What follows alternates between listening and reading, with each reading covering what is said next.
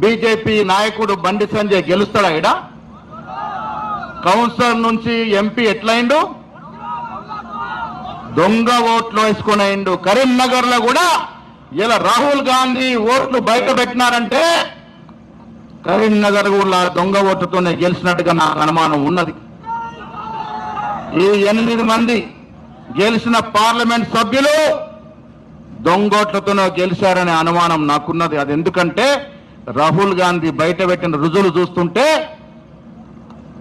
ఒక్కొక్కడికి ఓటు జగిత్యాలలో ఉన్నది, కరీంనగర్లో ఉన్నది, చొప్పదండిలో ఉన్నది, వేములవాడలో ఉన్నది. ఎట్లుంటుందయ్యా?